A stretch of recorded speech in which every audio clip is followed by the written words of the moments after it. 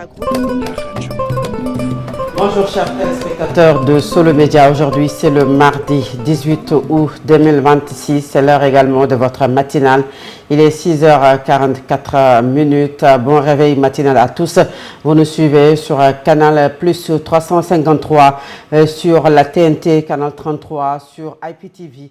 Vous nous suivez également sur Eutelsat et vous nous écoutez sur la 96.1 dans nos plateformes digitales également. Vous nous suivez sur Solo Média YouTube et nous vous invitons à vous abonner sur la page YouTube de Solo Média. Merci à la régie Mohamed Touré, Ismaël Sagnan, merci à vous et à Babaï Dara.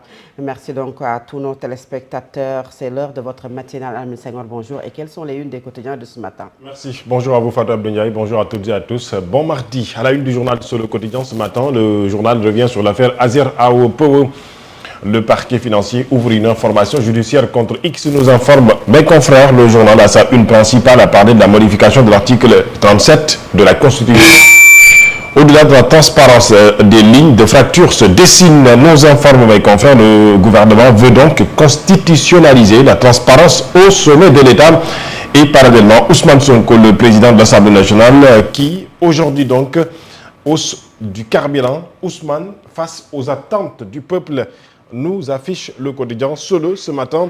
Serigne Babacar Sy, le Cheikh Al-Khalifa, qui a façonné le visage de Tivaouane, nous informe donc également le quotidien, entre autres sujets qui sont donc évoqués par mes confrères. Vox Populi à sa une, marché d'électrification rurale entre Laser et Awopowo EPC, gros risque d'électrocution pour ceux qui ont les mains mouillées, nous affiche le quotidien Vox Populi. Le parquet ouvre une information judiciaire contre certains dirigeants des sociétés mises en cause et X vu la gravité des faits. La mission, donc, une FMI, le FMI qui a donc dépêché ou qui va dépêcher une mission au Sénégal à partir donc du 18 août jusqu'au 1er septembre. L'Assemblée nationale a voté également à la majorité. Le garde des Sceaux annonce l'approbation du peuple sénégalais par voie référendaire. Les députés de PASTEF, Djibé6 et Félicité Mbougan Sarr se rebellent contre leur groupe parlementaire. Parlant également donc de cet élargissement de l'obligation de publication de la déclaration de patrimoine au président de l'Assemblée nationale ainsi qu'au président ou au premier ministre. Walf Quotidien à sa une, Azer Awopowo, EPC Awopowo, donc Sénégal, la machine judiciaire en branle, dit le quotidien, revenant sur la déclaration de Jean-Michel Sen, le directeur de l'Azer, que la justice aille jusqu'au bout, a-t-il dit. Le journal revenant également sur la publication de la déclaration de patrimoine. Diomaye Sonko, le jeu d'échecs, Sud Quotidien à sa une, révision constitutionnelle, déclaration de patrimoine. Malgré 133 voix pour le référendum en ligne de mire, affiche le quotidien Sud ce matin, qui parlait également de paysage politique sénégalais. La troisième voie en quête de voix, à titre le journal. Le quotidien à sa une, affaire Azer Awopowo. Le parquet judiciaire financier emballe le dossier. Aujourd'hui, le parquet a donc annoncé une information judiciaire. Il a requis une commission rogatoire, Jean-Michel Sen, que la justice aille au bout de sa logique. La déclaration de patrimoine est également à la une du quotidien. Ce matin, l'Assemblée nationale adopte la proposition de loi. Diomaye renvoie à un référendum. Les relations avec, entre le FMI et le Sénégal, le Fonds monétaire international à Dakar demain pour la relance des négociations, informe le journal L'Observateur. Parlant du dossier Azer Awopowo, la grande traque du parquet judiciaire financier mettant à sa une l'image du jeune directeur général Jean-Michel Sen. Fouille patrimoniale, délégation judiciaire en Espagne, le pôle financier ratisse large la fausse quittance de 918 339 800 francs et les garanties d'assurance émises par la SONAC sur les 37 milliards de francs CFA, donc au cœur des enquêtes. Les investigations sur les probables actes de corruption par X et les recherches qui pourraient aujourd'hui en quelque sorte remonter jusqu'au corrompu événement bénéficiaire. Donc, éventuellement bénéficiaire des avantages endus Le journal est revenu donc avec une interview exclusive faite donc par le directeur donc Jean-Michel Sen. À la une du journal Point Actu ce matin, la modification de l'article L37 sur la déclaration de patrimoine. L'Assemblée composte le ticket. Diomaye fait barrage. 2 députés de PASTEF se rebellent et votent contre. D'abord, Djibi dit ne pas être donc un député à la solde de personne et appelle à la dissolution du Parlement. Ensuite, Mbougan Sarr qui casse la dynamique et estime que le chef de l'État est en règle sur la déclaration de patrimoine. 132 députés ont voté donc la modification de l'article L37 et parallèlement, le pôle judiciaire financier passe à l'offensive concernant le dossier Azer Awo-Powo. Là où le forum du justiciable recadre Ousmane Sonko, Kira et les patriotes républicains montent au créneau aujourd'hui, notamment donc dans le cadre des tensions politiques au Sénégal. Babacar Ba de dire que Ousmane Sonko comprenne que la société civile n'est pas un parti politique, le parti de Diomaye, en conférence de presse donc sur l'actualité ce mardi. Azer Awo-Powo ce matin à la une du journal Libération, le parquet financier frappe des deux côtés dans un réquisitoire introductif. Il vise donc Awo-Powo Espagne et ses dirigeants pour une longue liste d'incriminations. Parallèlement donc Awo-Powo Sénégal et ses dirigeants pour faux en écriture publique et privée, entre autres. C'est pourquoi donc le journal Libération a parlé du parquet judiciaire financier qui a donc frappé des deux côtés. À la une du journal Rewmi Quotidien, cette mission du FMI au Sénégal, accord de financement de FMI donc annoncé à Dakar ce mercredi. Et le journal est revenu également donc sur la nomination du prochain directeur général de la RTP.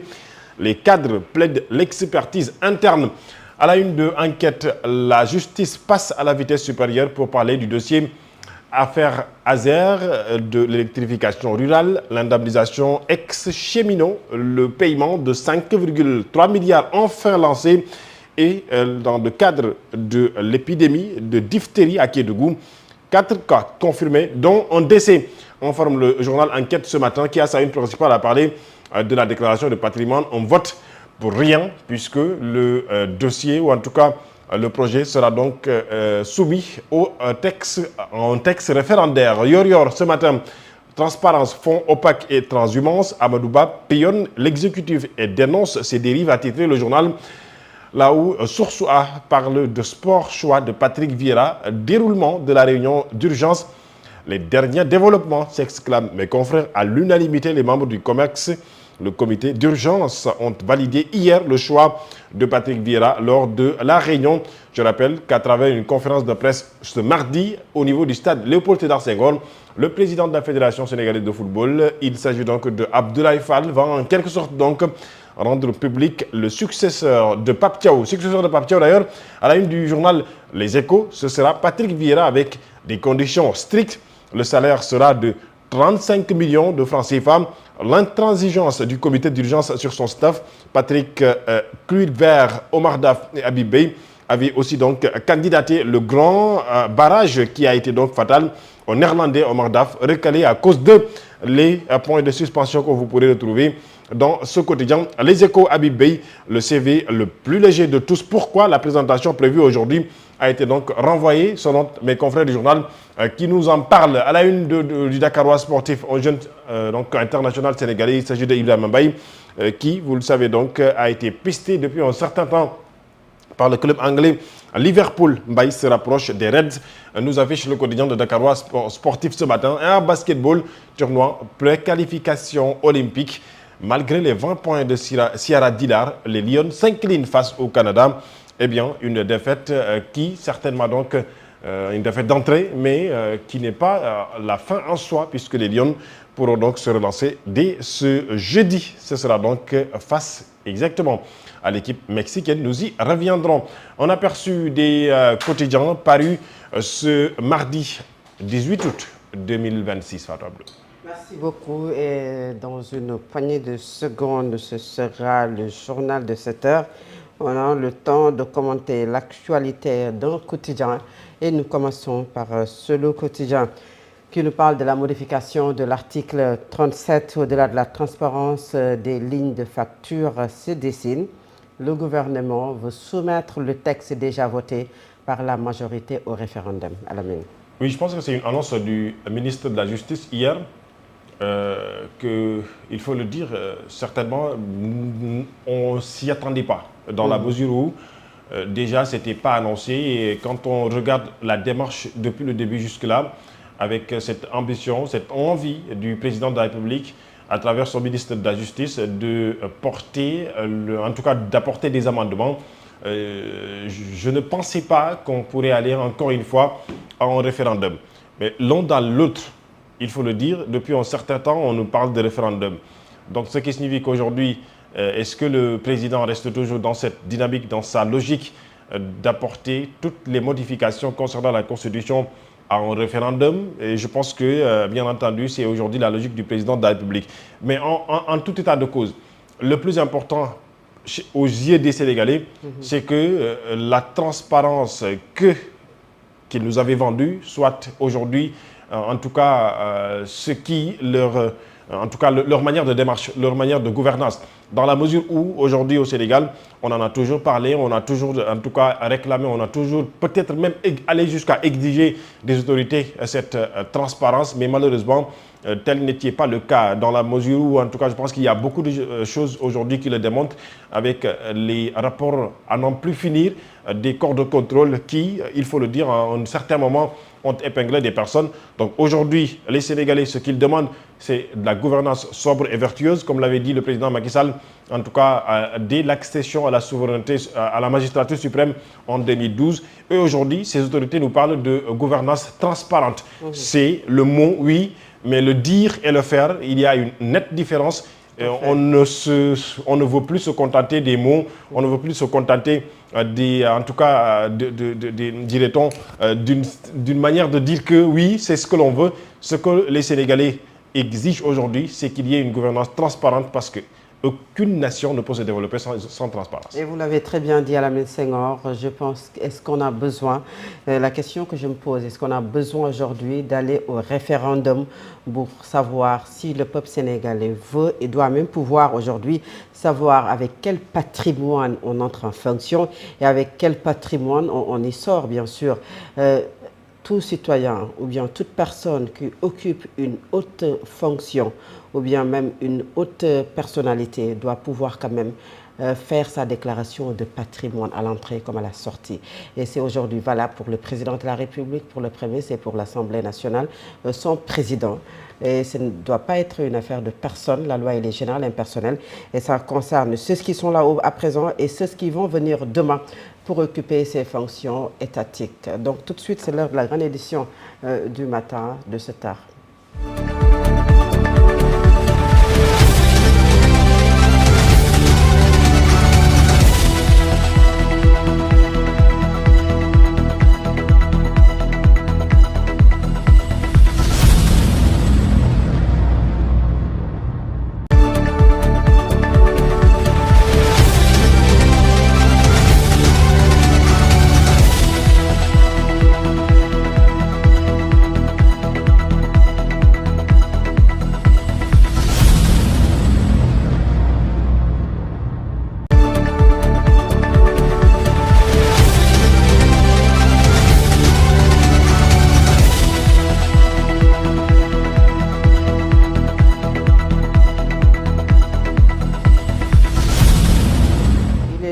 Sur l'ensemble des réseaux synchronisés de Solo Média, le journal, voici les principaux titres.